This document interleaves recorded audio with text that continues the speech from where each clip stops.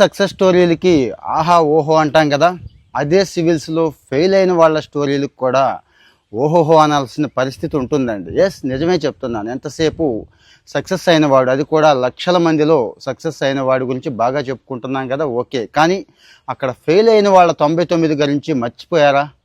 ఆలోచిస్తున్నారా ఎప్పుడైనా? వాళ్ళు ఏం చేస్తున్నారు, ఎక్కడ సక్సెస్ అయ్యారు? ఎస్, వాళ్ళు కూడా అద్భుతంగా సక్సెస్ అవుతున్నారండి. ఎక్కడైతే ఫెయిల్ అయ్యామో ఆ ఫెయిల్యూర్ నుంచి పాఠాలు నేర్చుకొని వాళ్ళకంటే కూడా 10 రెట్లు ఇంకా 100 రెట్లు సక్సెస్ అవుతున్నారు.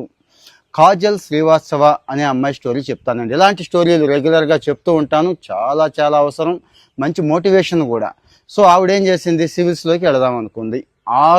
ఆరు సార్లు అటెంప్ట్ చేసిందండి.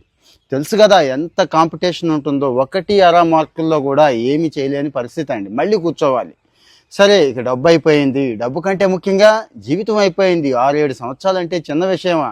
ఇక నేను ఎందుకు పనికిరాను, నా జీవితం అంతా వేస్ట్ అయిపోయింది అనుకుంటారు చాలామంది. కానీ అక్కడ చదివిన జ్ఞానాన్ని, అక్కడున్న ఎక్స్పోజర్ని ఎవరు వాడుకోరండి. ఈ అమ్మాయి ఏం చేసిందో తెలుసా?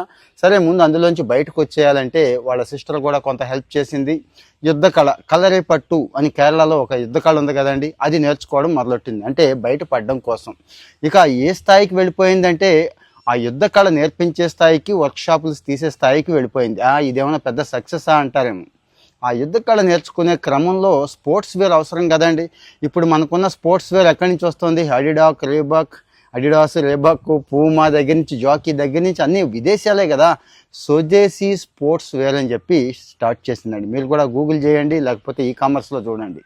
ఈరోజు అదే స్వదేశీ స్పోర్ట్స్ వేర్తో మొదట్లో లక్షలు, ఈరోజు కోట్లు అయితే సంపాదిస్తోంది. సో మరి ఒక చోట ఫెయిల్ అయితే ఇక ఆ జీవితకాలం ఆ ఫెయిల్యూర్ అలాగే ఉండిపోతుంది. ఇక ఎందుకు పనికిరాము అనుకుందామా?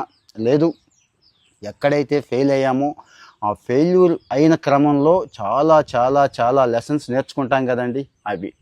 ఇది ఈవిడ స్టోరీ. ఇంకా నెక్స్ట్ ఇంకో స్టోరీ ఉందండి, అది కూడా త్వరలోనే చెప్తాను. యాక్చువల్గా యూకే, ముంబైలో మంచి బ్యాంక్ ఉద్యోగం, ప్రైవేట్ బ్యాంకులో లక్షల ఉద్యోగం. యూకే వెళ్ళి అక్కడ బాగా సంపాదించుకునే అవకాశం వచ్చినా కూడా సివిల్స్ వైపు వెళ్తానంది. సివిల్స్ వైపు వెళ్ళి 4 సంవత్సరాలు, వేదా గోగినేని అని ఇంకొక ఆవిడది ఉందండి స్టోరీ, అది కూడా చెప్తాను, నెక్స్ట్ ఎపిసోడ్లో చెప్తాను. 4 సంవత్సరాలు వేస్ట్ అయిపోయి ఏం చేయాలో తోచక, అంటే కెరీర్ ఆగిపోతుంది, తర్వాత అవకాశాలు రావు. ఇక ఇంట్లో వాళ్ళ దగ్గర నుంచి, బయట వాళ్ళ దగ్గర నుంచి పరిస్థితి ఎలా ఉంటుందో మీకు తెలుసు. వీళ్ళని ఎలా ఫేస్ చేయాలి? సో ఫెయిల్యూర్ అంటే not only for civils prepare అయిన వాళ్ళండి. ఎక్కడైనా కానీ ఫెయిల్ అయిన తర్వాత పుంజుకోవడం ఎలా పుంజుకున్నారనేది వాస్తవికమైన స్టోరీలు కొన్ని మనకు ఉపయోగపడతాయని ఇవి షేర్ చేస్తున్నాను. కామెంట్ చేయండి, ఫాలో చేయండి. Thank you.